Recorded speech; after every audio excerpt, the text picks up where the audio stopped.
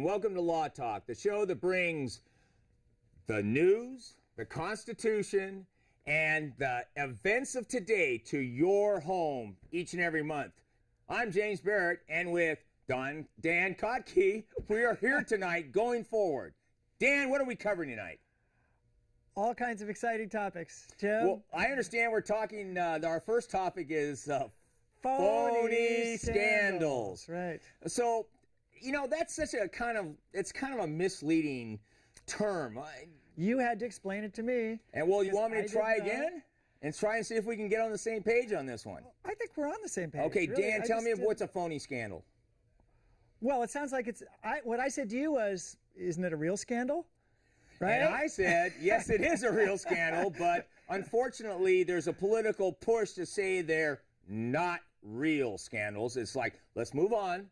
There's nothing here to look, nothing here to see, so let's move on. And some examples of those are Benghazi, the IRS preying on the 503(4) nonprofit Tea Party corporations. And then there's the NSA, where there's allegedly a large network coming into your life, into my life, every single day that we're on the phone, in the house, out front, in the car.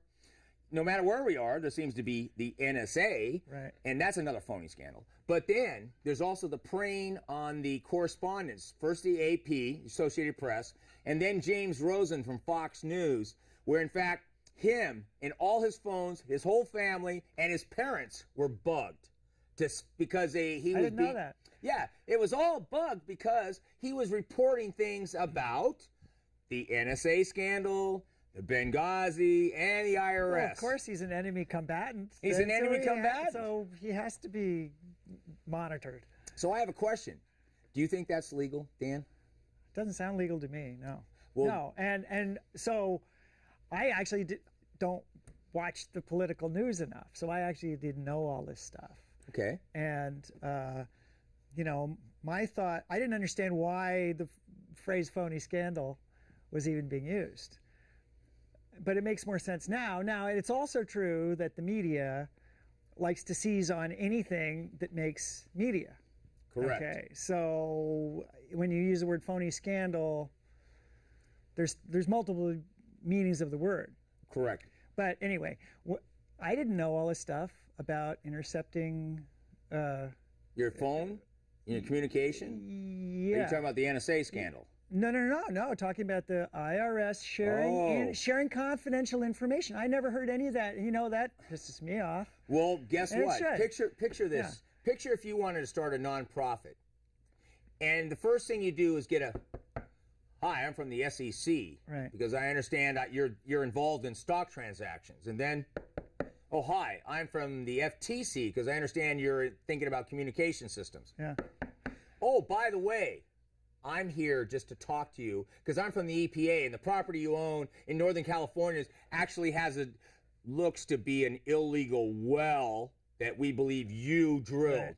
And now you have all those groups knocking on your door, not realizing the only reason those groups are even coming to your door is because somebody at the IRS said he's starting a nonprofit that has the word Tea Party or Patriot in it. Now, how do you feel about that? Improper. Against the law. It's not against the law, but you know what is the law? No, I think it is against the law for the IRS to be sharing private information from a taxpayer. Yeah. I didn't know that. Yeah, well, it's not just that. You know who else is in this hit parade of various organizations is the DEA.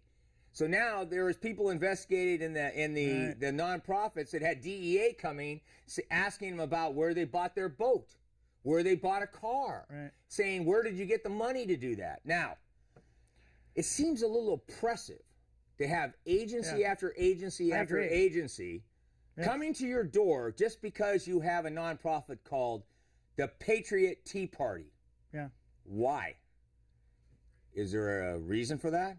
What's your opinion, Dan? Well, my opinion, to step back a little bit, is like we were discussing. The IRS works for the king, works for the president. It's part of the administration. And we do have a very partisan government.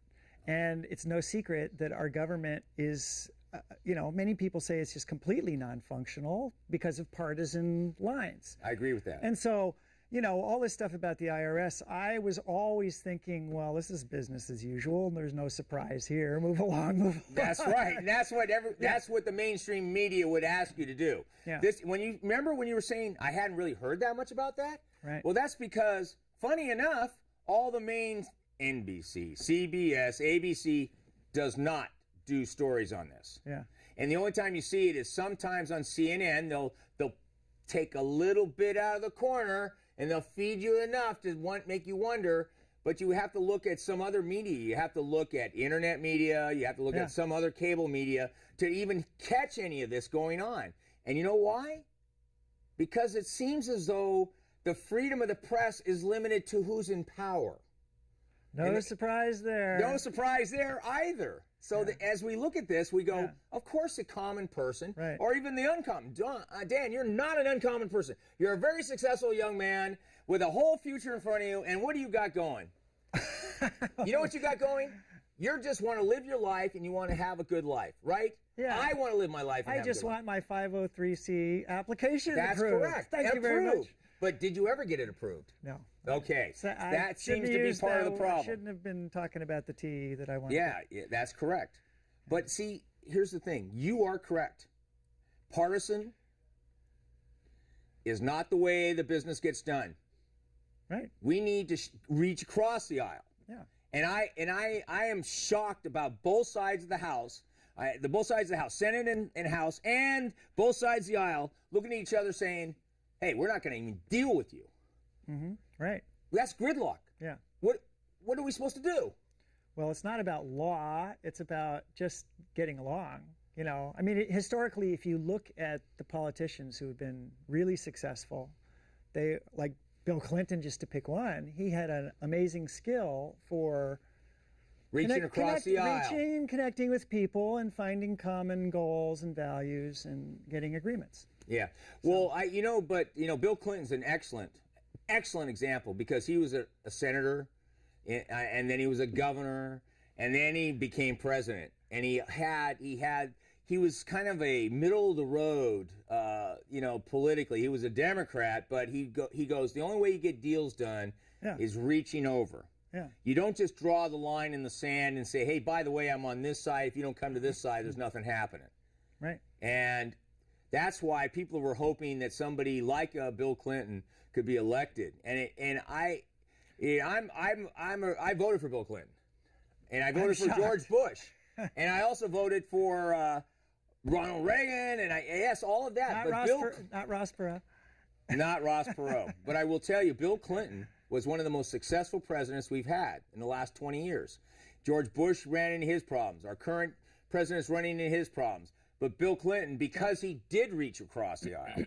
Yeah. Now, did you hear a lot about scandals besides the obvious ones with Bill Clinton? Did you hear about the IRS targeting people? Did you hear about any of that? No, it was all that blue dress. It was only the blue dress. Kenneth Starr. And you know what? That was it.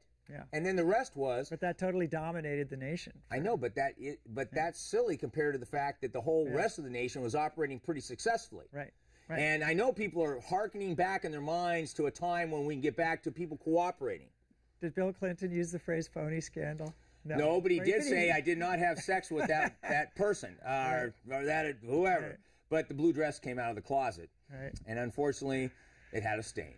Unfortunately. DNA. But anyway, but the fact of the matter is, when we talk about phony scandals, that's only one half of the political elite saying these are phony because they don't help. And like I said, Benghazi, the IRS, the NSA, and the correspondence, the wiretapping, those are all issues that under any other regime would be close to totally indictable, impeachable.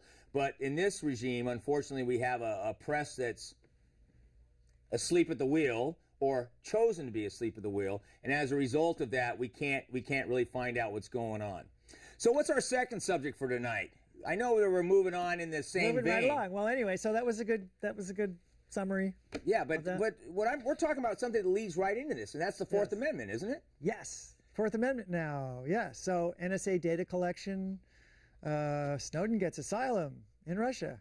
Well, that's a different topic. No, actually, that kind of go along the same thing, because how we found out about the NSA was because of Snowden. Right. And that's what really opened the box, the Pandora's box of what's going on. First of all, the NSA. I know under the Patriot Act, they had the ability to really go in and watch for terrorists, and then to be able to listen into communications that were going to foreign countries that are known as terrorist states. But how did the NSA come back to the United States, and we have a Snowden with this huge controversy? Well, but the NSA's been at it all along. That's the point. You mean in our country? Yes, in our country. In our country? It could happen here. It's happening here. You mean at your house? Maybe not my house. I don't know. Is it at your house? Is it at your place of work? Is it here at the media center? You know what? I have a telephone. Yeah. If you have a telephone. Do you have a cell phone? I have a cell phone. Guess what? That's right. They're right there in your pocket. Right. Because everyone doesn't understand that in the old days, when there was hard line wires, it was more difficult to listen to everybody because it was just too complicated. Right. And now the big fat fiber goes into a splitter, and one half of it goes directly to the NSA, that big building they have. Aren't they building the largest data collection center in Utah right now? Somebody's got to keep that data.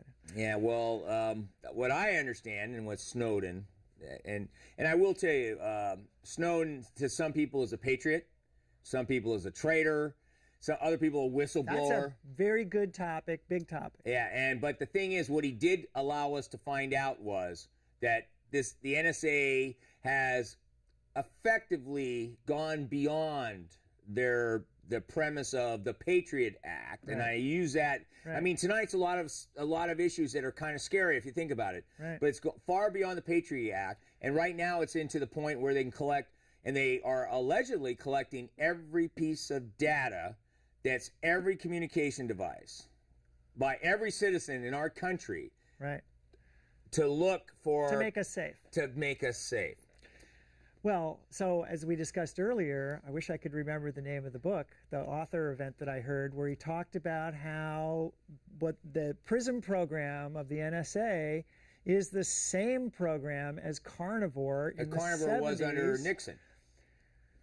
Basically the same program, and when Congress ordered it shut down, what they did was they renamed it, reallocated the budget to somewhere else, and, you know, they probably trimmed it down, but they basically kept it going. Right. All these years, 30 years, 40 years. But with the technology. Right. The technologies just open the door. It doesn't matter who you are. Yes. And now they're talking about if you buy the new Samsung Smart TV, now they're looking into your living room through your own camera in the Smart TV, and they can be watching you. Well, now, when I read that article, what I was thinking is, all right, it's a hacker who did that. Now, if a hacker can do that. If the hacker can do it, the government can do it too. And they more efficiently. Yes, that's right. And a larger scale. Yes. So here we are, 1984. But beyond that. But I want to take us back for a minute. Let's talk about the Fourth Amendment, which is kind of the basis why we're supposed to be protected. Yeah. The Fourth Amendment goes back long, long ago into a country called England. To the original Tea Party. To the original Tea Party. That's right when they came here. But originally, a lot of people, the Puritans, left England for religious freedoms. They came to this country. Well, as the time went on, the English came over and they started doing business with the Puritans and all of that. And but they had their harsh rules they brought from England. And those harsh rules meant if you don't say what we want you to say, or we don't like what you're saying, we're going to kick your door open under a warrant of some sort and confiscate all your materials, confiscate your goods, confiscate everything. Well, did the English have warrants in Revolutionary times? Yes, they did. Really? But the warrants were only issued by a governor of that area. They weren't a court warrant. Right. It was a different warrant. The term warrant has changed its meaning over the years. Yeah. But the word warrant still exists. So the Fourth Amendment, which was developed by our forefathers in this country, said you are to be protected And what are they? Against unreasonable search and seizure of persons, Places, and things. Correct. Okay, Yes. Now, this is interesting Your because phone records are a thing. yeah, because now we're talking about something that you're protected. Now, the part that's tricky here is the Fourth Amendment does allow for a search and a seizure based on probable cause, which can be generated from reasonable suspicion. Could be articulated clearly in front of a magistrate. In front of a magistrate. And then the magistrate will issue a warrant Yes. that you can go and search a property. A particular place and a particular place Right. and a time, Right. spelled out. Right. And you're looking for something that's been spelled out in the application to get the warrant based on your probable cause and reasonable suspicion. Right. So, how does the NSA, when I pick up my cell phone, and they don't, they're collecting it anyway, Right. what is the reasonable suspicion or the probable cause that says they can listen into my private conversation? Oh, because you might use the word bomb in your phone conversation. You might say, "I saw this movie and it was a real bomb." Bomb. Oh my God. Oh my God! Is that when everything's going to be triggered? Yes. So when we go back to our forefathers, they were afraid Of that. of that. Yes. Now, what do we have today? We already know what we talked about originally, but let's go back in time. Why did the people feel more secure in their homes knowing that you can't just kick the door in for no reason to roust you effectively and take your possessions? Why? Why did they feel good about that? Because they protected their lives, their homes, their families. Yes. Okay. Doesn't that make sense? Yes. So when people start doing that, what if instead of the NSA monitoring all calls, that they randomly selected homes to kick the door in and search without probable cause? How would you feel about that, Dan? Oh, I'm not sure where you're going. I'm asking you a question. Instead of the NSA tapping your phone. Well, what I'm thinking about is what you were talking about a few weeks ago about gun registration. And now it seems a little more ominous, doesn't it? Yes, it does. Yes. It's a whole different subject. I know, The state of different subject. California's got 7 bills up right now Yes. that'll make your right to use a firearm illegal. You have to register your bullets. You Right. can't have any push-button magazines. You can't have magazines from the past. You can't have guns from the past. Any past thing that you've already freely registered under directives and done it legally, that's gone. Right. And you know what else? The use of a weapon now is they're increasing the penalties for each of those things. So we're not going to get into that. But what if the police said, "I think you have a gun, so we're going to kick your door open"? Right. Right. And now they have another reason, because Yep. you originally registered. But anyway, let's move on to our third topic tonight. And what is our third Okay, topic? but wait. Last sentence. word. Do you think there is any hope for the NSA being reined in? I don't. I don't really think there's I am going to add one last thing. The head of the NSA lied under oath to Congress that we're not collecting data. So do I think there's hope? Not under this regime. Right. But let's move on. And what's Okay. our third topic? Another huge topic. Well, it's the deportation in the Moncrief case for a small amount of marijuana. What happened? Adrian Moncrief, Jamaican national, found with 1.3 grams. They say 3 joints. I would dispute that. Well, one good Anyway, split. One good split. he had been in America since he was 3 years old. Mm-hmm. Did he have a citizenship yet? Apparently not. And he pled guilty, and he said he was going to share it with his friends, this massive cache of illegal substances that he had. And the immigration department decided to deport him. Whoa. How do you get deported for a joint? I don't care. There is no. so We've got 30 million illegal immigrants. Why is one's quasi-legal? He was illegal. He was here legally. Right. He wasn't, just because he wasn't a citizen doesn't mean he was illegal. He was here legally here. Legal citizen. And so why would he be deported for a joint? I think it hinged on a definition that it was aggravated felony because of intent to distribute, because he was going to share it with his friends. Okay, I see. So he confessed to wanting to share the joint with his friends, and that became an aggravated felony? Apparently. But how? Well, Is that like dealing drugs? Slavish adherence to meaningless rules on the part of the bureaucracy, right? Yeah. And which state was this in? Is I that forget. Georgia? Yeah, Georgia. So Okay. it was a state. It's a felony under Georgia. Under Georgia law. But how does it make? How is an aggravated felony under the Immigration Control Act? I don't understand. How does it jump to an aggravated felony? No, it said under federal law it's not a felony. I thought, isn't that like a federal misdemeanor? Yeah, right. Okay, so then how does it become an aggravated felony under the ICA? I don't know. Makes you wonder. Well, I think it hinged on him admitting that he was going to share it. That he was going to share it. Right. So, but it's not the matter of the possession as much as the distribution of that joint. Right. Like if we were sitting around the table passing a joint, right? Right. Isn't that the same idea? Laughable. And that's laughable. Is that an aggravated felony? Yeah. Only if you jump on the table with an axe and cut my head off while you're sharing the joint, maybe. Right. But an aggravated felony in this state is violence. So I don't know where that's going. The interesting thing about this case is that the Supreme Court even had to take it at all. It's such a trivial. This went to the Supreme Court. It went to well, it had to, apparently. But why? Well, that's why did the government keep pushing it? Well, no.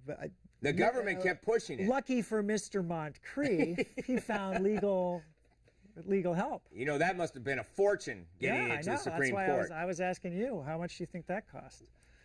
Anyway, his defense could have been easily $1 million worth of time, energy, and briefs. By the way, appellate briefs, which I've done many of them, very complicated, very time-consuming. Right. Research is like nightmarish. Specialty area. Super specialty, and it takes more than one attorney to work on a case like this. Right. The government normally spends 2 to 3 times more than any defense would spend. Right. That means that the government could have easily spent $2 to $5 million on this, trying to deport him for a joint. Yeah. So, you know, aside from other comments you could make, you would say the fact that this is a case at all, it's the result of an insane drug war run amok. But this doesn't make any sense. Even the drug war doesn't deal with that. Right. The drug war does not deal with a joint being an aggravated felony under any conditions. And in the opinion, at the last line of the opinion, it said distribution of drugs is still a deportable offense. Of course, but distribution of a joint around a table? Obviously not. Not anymore. Right. So do you think the Supreme Court got this one right? Well, it's a no-brainer, and you know, too bad they don't spend a little more of their precious brain power addressing the serious issues war on drugs. Yeah. So it's really ironic that that huge issue of Eric Holder making a major change in drug war policy. I'm glad you brought that up because this just happened. It just happened, and generally for the viewers, what happened was that Eric Holder is effectively reversing 30 years of drug policy and sentencing, where people that had mandatory minimum sentences for mostly, and I mentioned this earlier, what he's not saying. But what he's talking about is people that deal crack, because that is the. You think so? I believe that's the deal, because crack is the drug that has the longest mandatory minimums in all drugs. Oh yeah. The selling crack, you can sell 1 gram of crack, go away for 5 years in federal penitentiary. Right. 1 gram. Right. And the disparity is, and which he didn't say, was that unfortunately people of color are disproportionately targeted for those types of sentences. So when he talks about releasing all allegedly nonviolent people, he's talking about a lot of people that are dealing crack, meth, things that have minimum mandatories. And what he didn't throw in was the race part of this, but unfortunately, I know that race is part of this, because I know the prisons are disproportionately filled with people of color as opposed to white people. And he felt the disparity between a white person using powdered cocaine and a black person using crack cocaine was recordably, statistically outrageous. It is, yeah. But he didn't address it under those. So I'm going to mention, I just saw that great film, The House I Live In. Oh. About the 30-year drug war. Well, tell me about it. Let's talk our viewers. You know what? I could not even watch the whole movie. It was heartbreaking. It's heartbreaking. Well, this goes right to the Moncrief file. I mean, literally. Well, well, here you got a guy for a joint. They wanted to deport him. Yeah.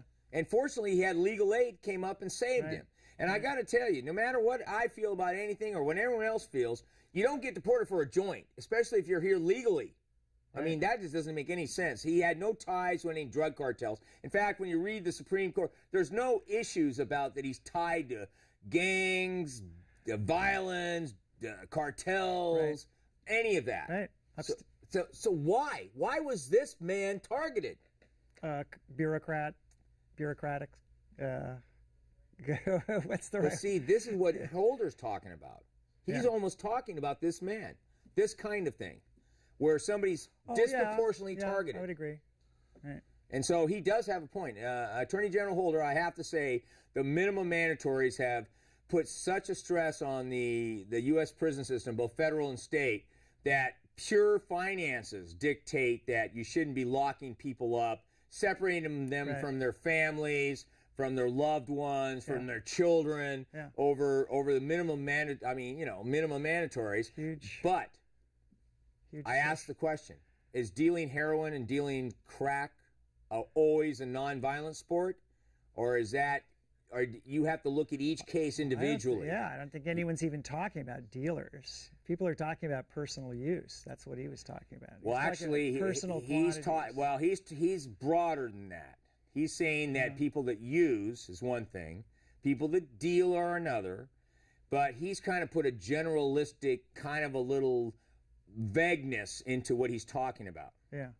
Well, but anyway, the point any reasonable person could agree on is that there's people in prison that shouldn't be there. I agree to that. No, the huge, crazy social cost of the drug war. And, it's terrible. And so the rough numbers that came out in this documentary, 30 years, 1972, that's 40 years. 40 years, $1 trillion spent. And as a broad look at it, no change in levels of drug use. That's pretty scary. They said no change. Essentially no change. Well, this is like prohibition. Maybe we should rethink the whole policy. You look at some of the libertarians and how they look at it, and then we go from there.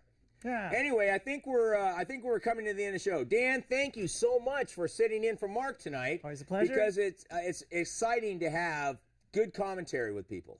Yes. And I love the views that you brought to this. Yes. And I welcome you back at any time. Thank you. Okay, so for tonight and Law Talk, I want to take this opportunity to look out to the viewing public and say, please pay attention to the news. Thank you.